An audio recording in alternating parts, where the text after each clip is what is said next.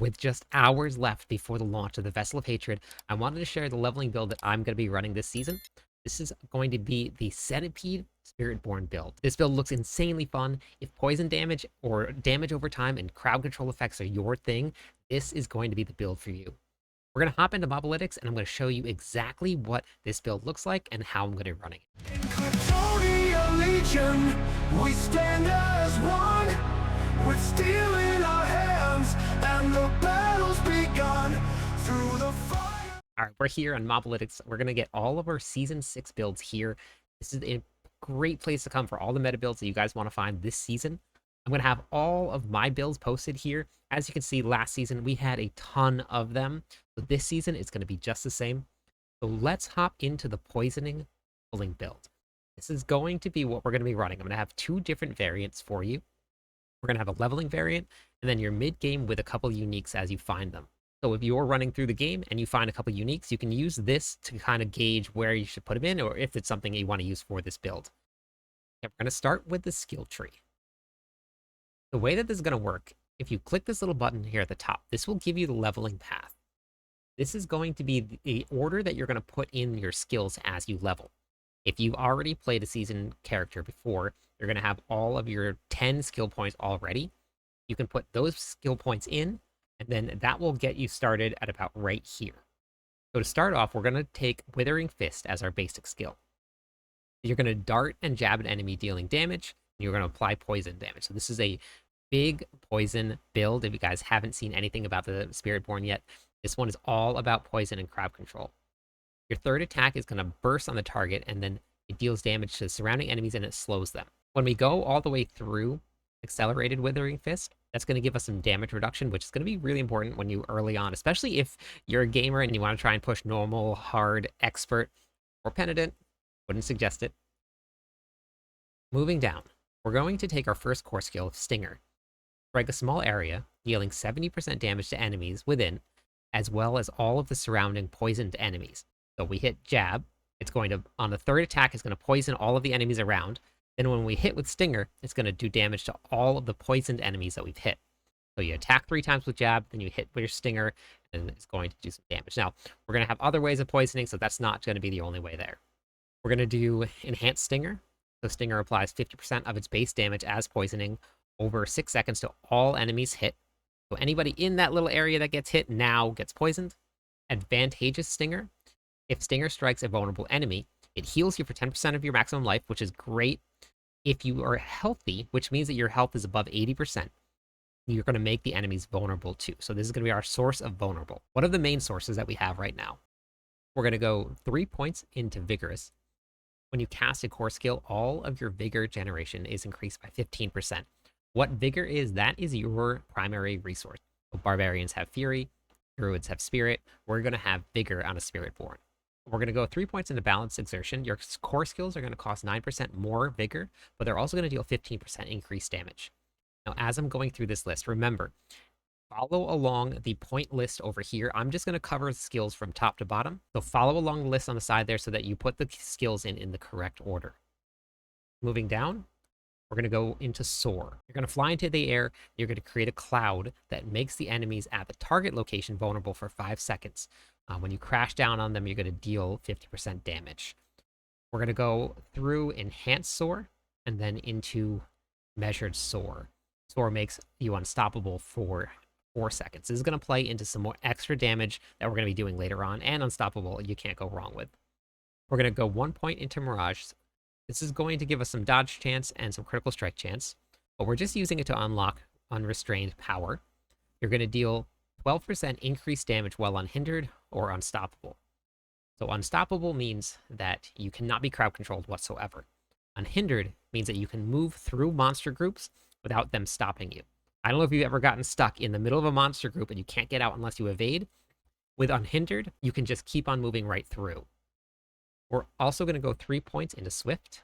The further you move with Soar, the more that you're going to reduce that cooldown. So it's up to 3 seconds. So it's just a little bit of extra cooldown for your movement abilities. We're going to do 1 point in a Focal Point so that we can unlock your Apex.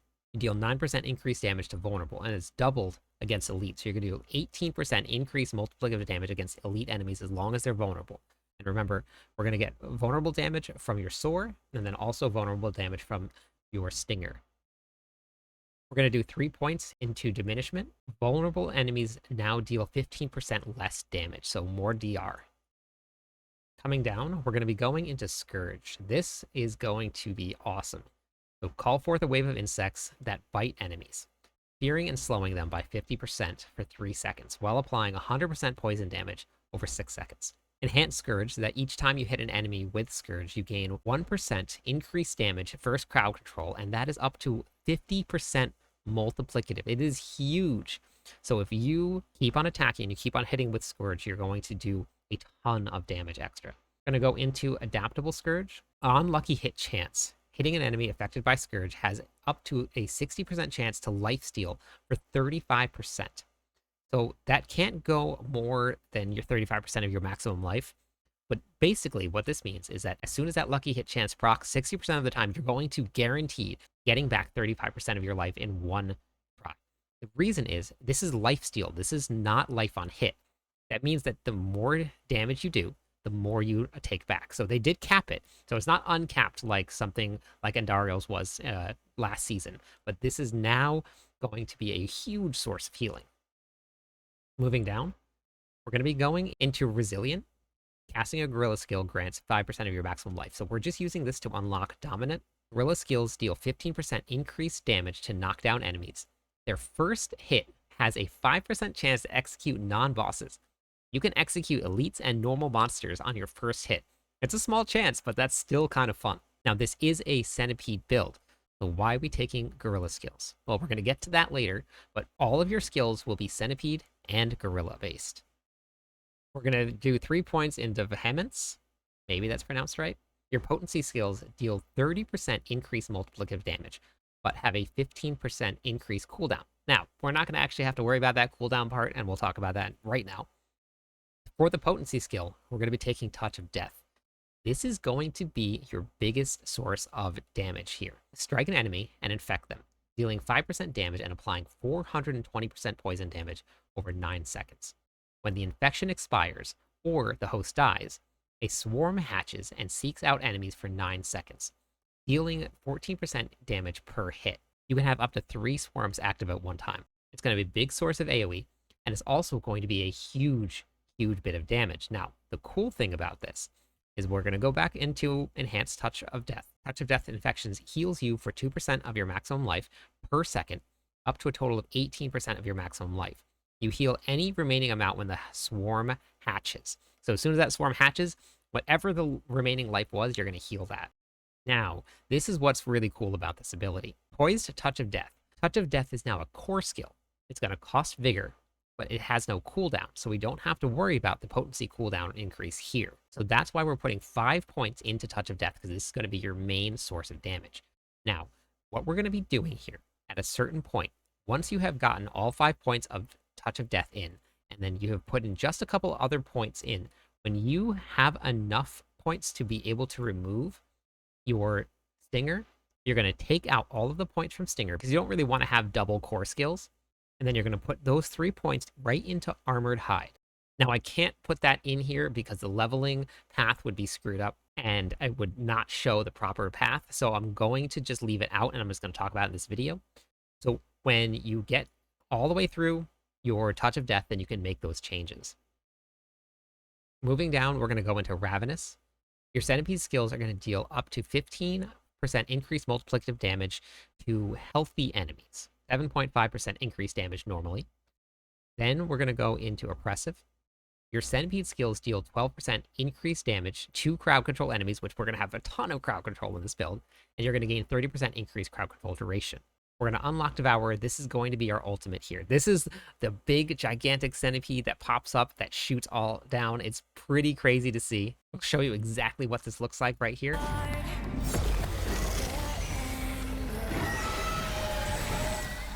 So that's Devour.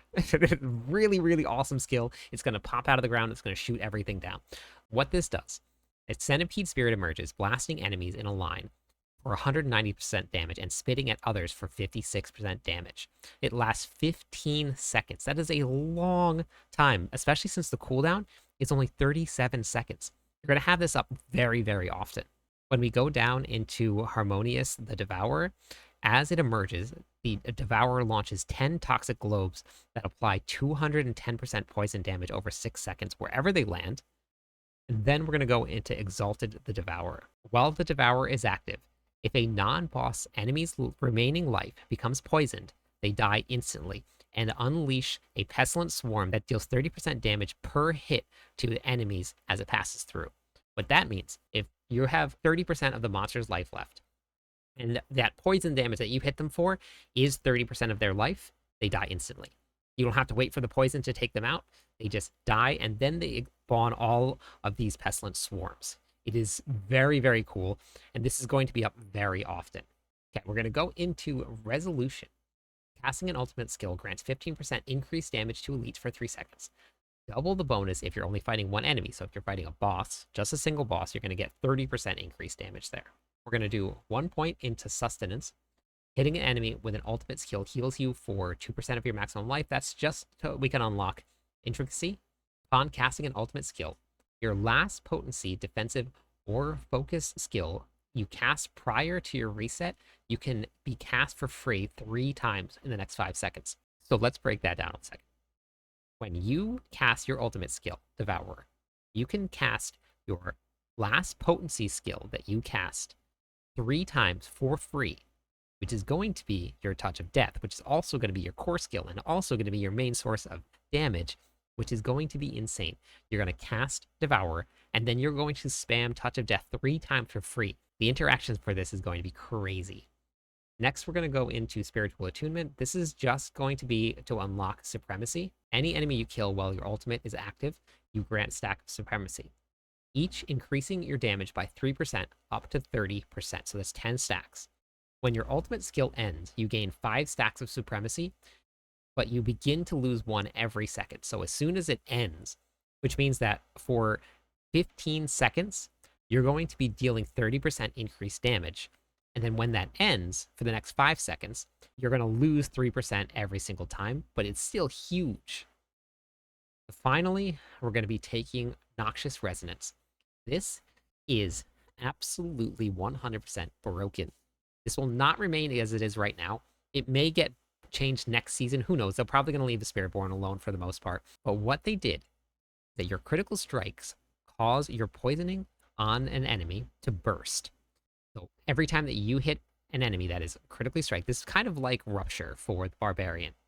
Your poison is going to burst. You're going to deal 100% of the total poisoning instantly to them, and then 20% of it to surrounding enemies. Then it removes the poison from the target, just the primary target though, not the ones around it. And that damage though is increased by 30% of your critical strike damage bonus. That critical strike damage bonus is uncapped. Now we'll see what it looks like when it goes live and we actually get to see the real life version of it. But right now, that can stack up to 1,000% increased multiplicative damage, which is absolutely more than any other build or any other class has ever had in this entire game. So this is going to be really, really crazy. All right, we're going to take a look at the Paragon board now. The way that I have it set up here, your leveling board is only going to be your first 200 Paragon points. With the 200 Paragon points, that will allow you to complete the board. So we're going to start with your starter board. We're going to go into Bane. Poisoning damage effects have a 15% chance to deal double the amount of damage, so over their duration. This also gives you a multiplier for your poison damage. So when you hit level 46 on all of your glyphs, you get a new legendary bonus, and that's going to be a multiplicative damage increase. For Bane, it's going to be poison damage. Moving up, we're going to be going into the revealing board. Up to a 30% chance to knock down vulnerable enemies, you deal 30% increased damage to crowd control enemies. So remember when we took the gorilla skills in your skill tree. When you go back into the skill tree here and you come back down, we took gorilla skills deal 15% increased damage to knock down enemies. When we go into the Paragon board again, and we look at that legendary node, this is where we're actually going to get our knockdown from.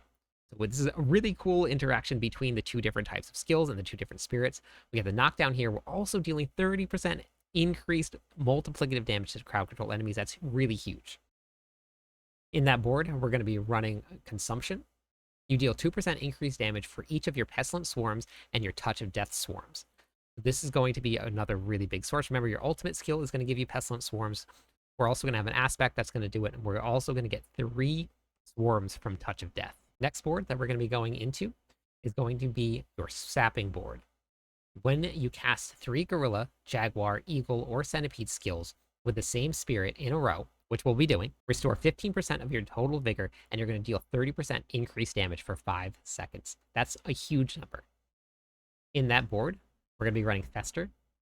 Your Centipede skills deal 15% increased damage to crowd control enemies, and then we're also going to be gaining increased multiplicative damage from poison with this glyph. The next board that we're going to be running is going to be Convergence. You deal bonus damage equal to 20% of your 2 highest bonus damage types combined, up to 30% total. So basically, this is just giving you a 30% increased multiplicative damage. And then inside of that board, we're going to be running Spirit. This is actually going to be an incredibly important glyph, not just for the aspects, but also for the bonus. Because every 5 dexterity you purchase with this, you get increased critical strike damage. Now, remember when we talked about the key passive, your critical strike damage is going to scale up exponentially and give you all of that extra multiplicative damage.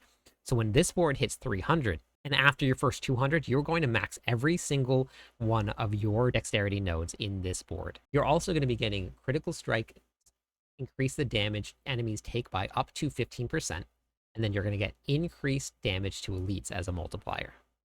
For the final board here, we're going to be running Vicious Shield. You deal 1% increased damage for each 3% of your maximum life you have as a barrier. We're going to stack barrier, and we're going to be using Gorilla skills to do that. Inside of this board, we're going to be running Ritual. Now, I have not got to test the Spiritborn yet, so I still have to see how a lot of this stuff works. So what we're going to be doing is we're going to be testing out Mystic Circles. While standing in a Mystic Circle, you're going to deal 10% increased damage, and you're going to take 10% less damage. This is also going to give you a 10% increased multiplier for just straight damage. That's Paragon board. Let's take a look at the aspects that we're going to be running.